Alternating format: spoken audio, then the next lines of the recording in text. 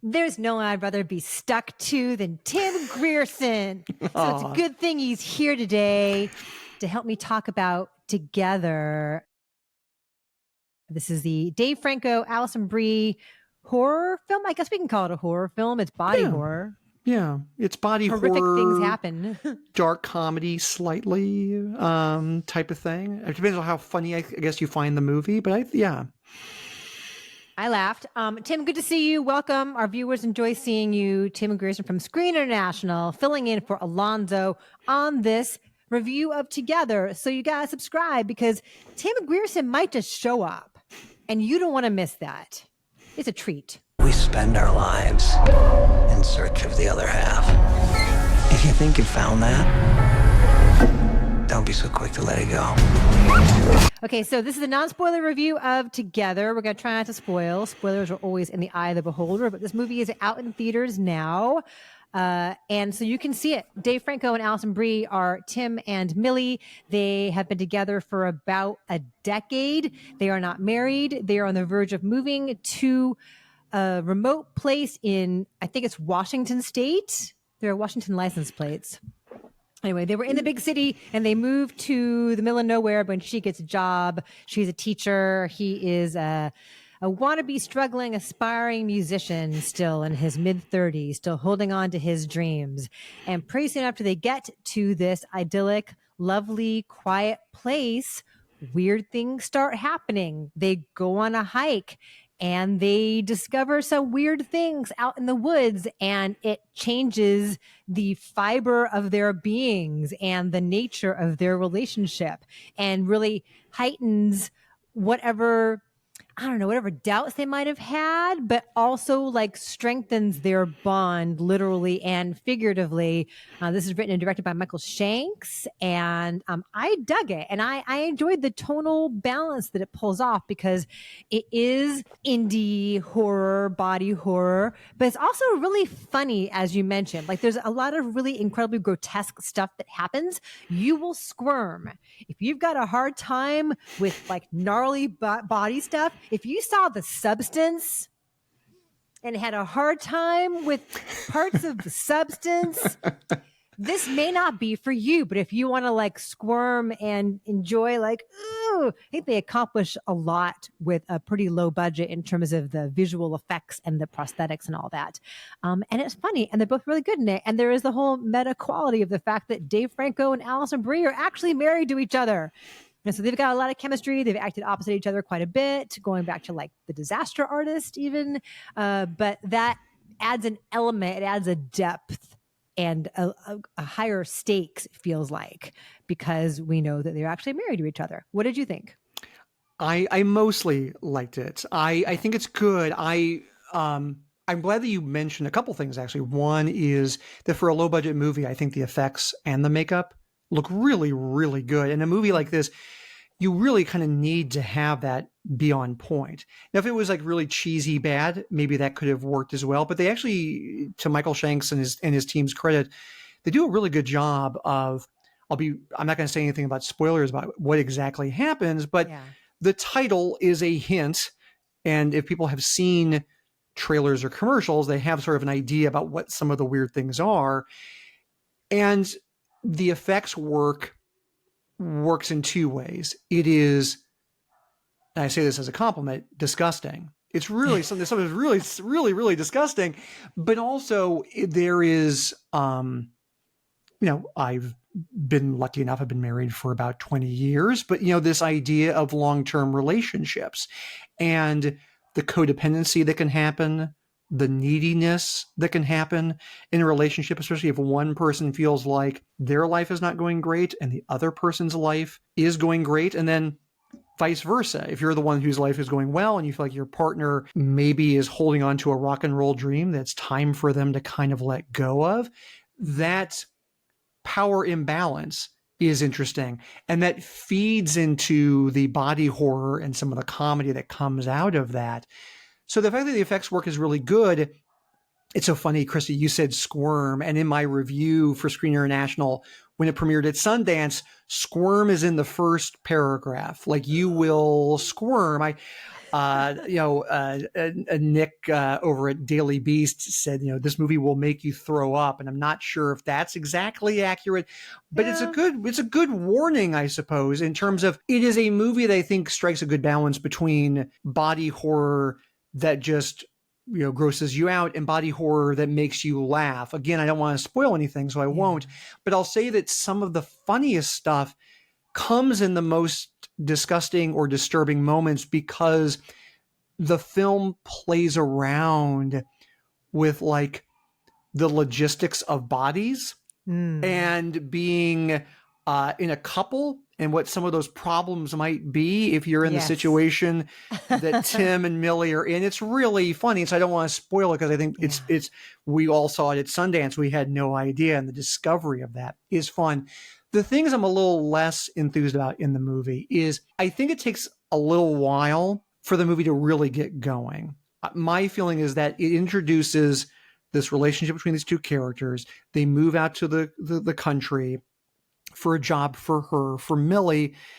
And my namesake, Tim, is not very happy about that. He's a city guy and he doesn't want to move out to the country, partly because he feels like his dreams of being a rock star are tied to the city. And it takes a little while for that, after that establishment, for the plot to really kind of get going. I would also say this is a movie that is once again a reminder of don't drink anything that you are not familiar with, like any sort of weird substance. I don't care how thirsty you are, just don't do it.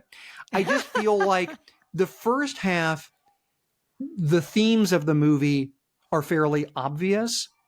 And I kept waiting for the movie to kick into a higher gear. I think the movie is better in the second half because it becomes more outlandish, more ridiculous, more over the top, more gory and freaky and disgusting.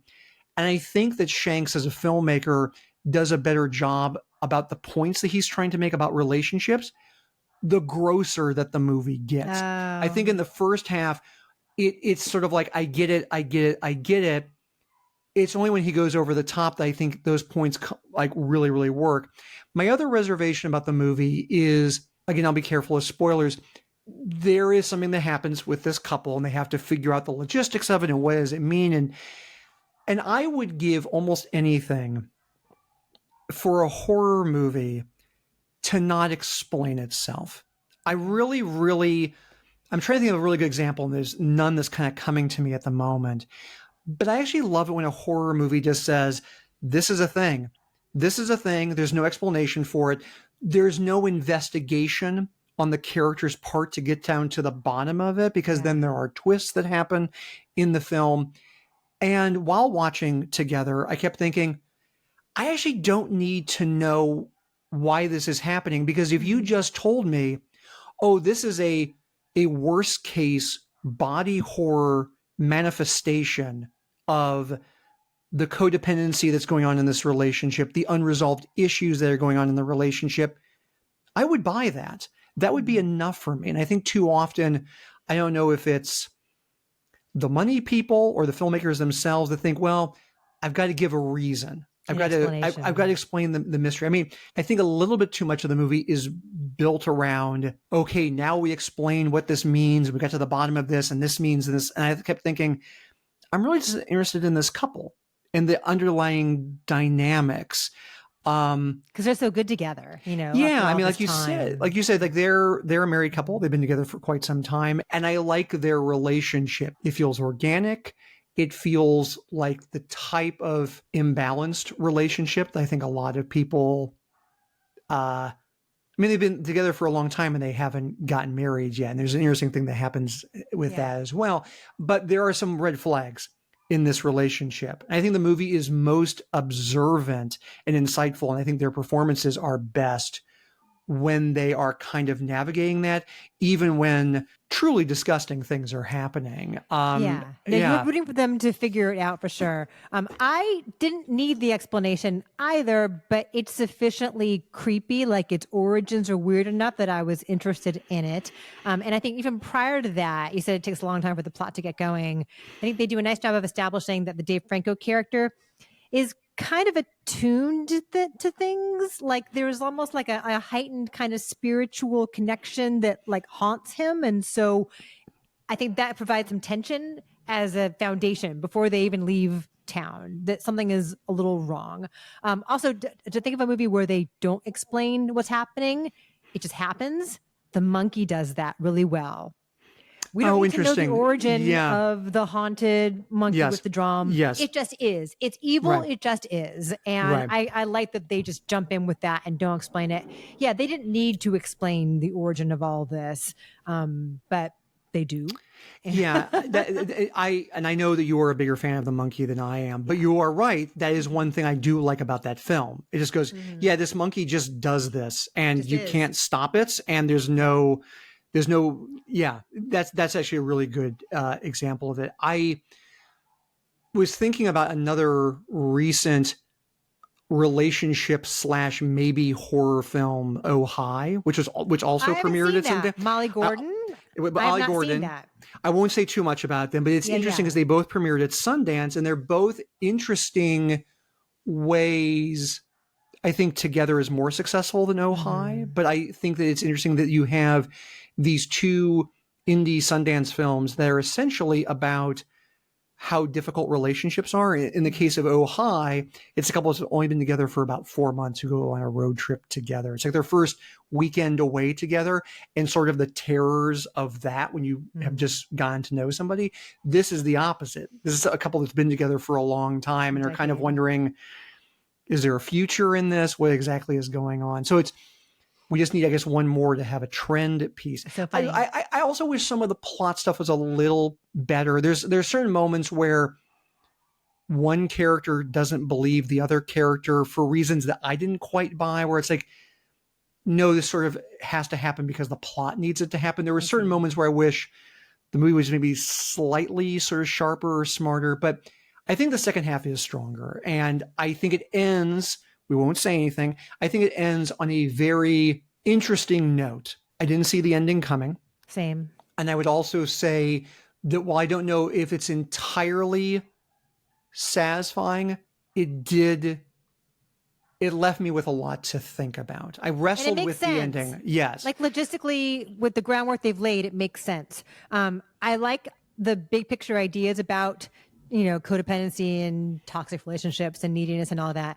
But there are also some really cool details here that I don't want to give away. There's some cool like costume design choices and some cool callbacks, like if you're paying attention, little details, and some very fun song choices, some very entertaining song choices. I know which song you are talking about. It's very funny. When I realized what song was going to be playing, that was very, very funny. Yes. So I had a good time. I brought Nick and we went to a matinee and we squirmed and we laughed and we were like, I'm surprised that was funny, but eventually it is. And they're just game for all the gonzo stuff. This movie asks of them. Tim, from 1 to 10, what is your number on Together? I am going to give it a 7. Okay. I'm surprised that your number is that high. I'm not questioning you, but based on what you said prior to this, I'm surprised that it is that high. I will say an 8. I liked it a little bit better than you did.